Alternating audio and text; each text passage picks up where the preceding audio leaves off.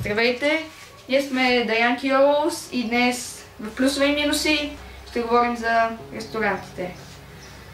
Аз ще бъда минуса, той ще бъде плюса. Да.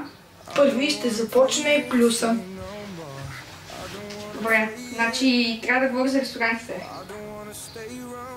Плюсовете на ресторантите, колко време трябва да имам? Минута и половина-две. Добре, минута и половина започва сега. Значи плюсовете на ресторантите са, че можеш, примерно, ако си дете, можеш да отидеш да си поръчаш нещо, да кажем, обедното меню не е толкова скъпо. Може да си вземеш нещата, които искаш да ядеш, да ги изядеш. И така, ако си близък, примерно, със собственика, може да кажеш, че вече ще платят по-късно. Или ако не си толкова близък със собственика или нещо такова, може просто да те разберат и че ще платиш по-късно просто. Другите плюсове на ресторантите, повечето, в които аз съм ходил, те са общо взето пицарии, примерно, или фастфудове, нещо такова.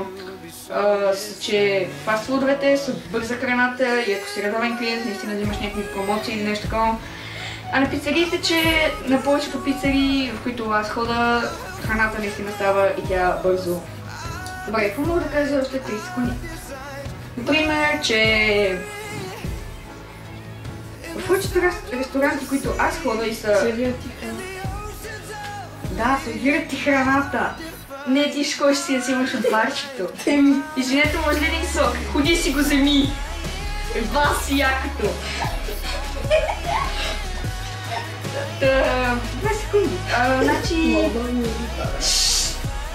Значи плюс на ресторанта, че ти сервират храната. Добре, аз спирам. Мина ми до половината минута. Ти си. Значи той ще говори за минусите на ресторантите. Стойте минута. Аз говоря за минусите. Добре. Също. Майка му. Добре, пак съм. Добре, значи минусите. Започваш. Сега. Давай. Минусите на ресторантите са, че аз, когато ходя в някакви ресторанти, не знам какъв е моят късмет, но винаги ми падам при някакви луди сервитьори или луди сервитьорки. Дори, като бяхме в Тайланд, сервитьорката ни беше травестит. Това е страхотно нещо, да ти сервират травестит. Да ти сервират или да ти сервира? Нямам идея.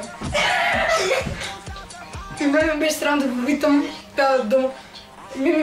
питам, да му говоря на хър или на хим, защото беше някакси много странно. Освен това, често като отивам на ресторанти се ми забравят поръчки. Толкова ли трудно? Пържени картофи, старатори, едно кюфте. Толкова е трудно. Явно, за техните мозъци. Още нещо. Имаш 3 секунди. Добре, слушай, когато ми се случи днес. Отивам в ресторанта на закуска. Ресторанта празен, аз съм седнал на едно място. Най-малката маса. И седа си, ям си храната. Празен ресторант, това човека идва и сяда на масата точно до мен. Точно! От целия ресторант той избира да седне на... Точно до теб? Не, на другата маса, но масите са една за друга. То е едно... Добре, после ще го кажа. После ти време. Не искам още да кажа. Добре, добави го, айде. Защото ти говориш нормално. Добре, чакай. Седиш и си ядеш закуската и той седи и тъпе и седи и те гледа. Как ядеш? Ти гледаш да не го гледаш, да стане още по-конфузно, но не може в един момент го поглеждаш и той седи така като зомби. Добре, ти какво да направиш? Аз се преместих на друга маса, защото не ми издържаха нервите. Просто това е нещо водяващо. И това мисля, че са някои от минусите. Добре, сега 10 секунди резюме за изводи. Да, ама чакай. Значи, там където е седнал той е едно створено място за по-голяма група. Има 2 маси, които ги разделят. се свързват. Да, те се свързват обикновено, но може и да не се. Но на закуските са раздалечени. То не е от някакъв хотел, не е просто ресторант. Той е седнал, както е на ъгъла, и той е седнал от другия край на масата просто. От другия край е седнал от него, пред него, а целият ресторант е празен на шиваната закуска. И толкова ли е трудно? 30 маси, ти сядаш на масата до мен. Просто това няма да те боли. Не, освен ако си някакъв мазохист. Давай, ти си 10 секунди резюме. Добре, чакай. Значи имате 10 секунди резюме. Добре, ще си часа. Имате се 10 секунди резюме, спочва сега.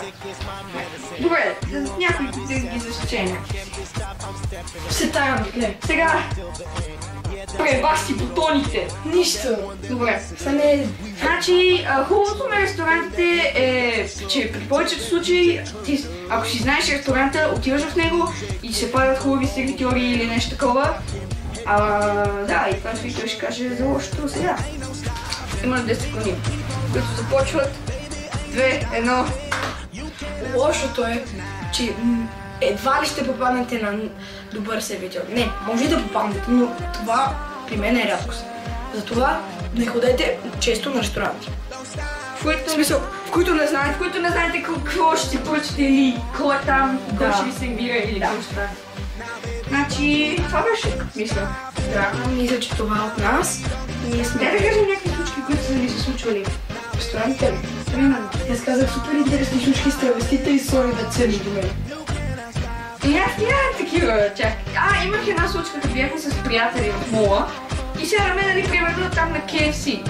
И едното момиче, което беше с нас, отиде и си взе Макдоналдс. Дойде да ме извика, не да знам, не помня, беше отдавна. Дойде нали до мене да ме извика да ми каже къде ще седнем и таето беше на каста и гледа така. Все едно ще кажеш, че не знаеш, че Макдоналдс е на 2 метра. Ресторанта през един ресторант до нея едва е Макдоналдса. И да, KFC-то гледаше, кажеш, че не знае, че са построили Макдоналдс. Добре, извинявай, но това е хипър тъпо да се... И тя беше някаква много, аз не съм да. Да, и още едно, пак бяхме в Парадайс и отиваме, аз един мой приятел Боби. Седиме, добре, он супер. И седиме и две нови. И те трябва да сменят 1 лев на стотинки, което е много трудно. И те са им дали 1 лев точно на стотинки. Да, това са тъпите касиери. Да. И ние говорихме за ресторант. Те работят в ресторанта, бе. Те сервират Макдоналдса. И почват. 10 стотинки. 10 стотинки. 10 стотинки. Колко са? 4. Не знам. Още 50 стотинки. И след това 4 по 5. И те изкараха 80. И 3 пъти преброяха и ни забравиха поръчката. Просто... Кой е? Добре, това беше от нас. Ние сме The Angels и... Може да се абонирате за канала ни долу. Да. Напишете в коментарите случки, които са ви случвали на вас в тъпите ресторанти. И дали сте срещали педерас, който да ви сервира или педераска. Не, това беше травестит. Същото! Да. Добре, довиждане от нас и до скоро.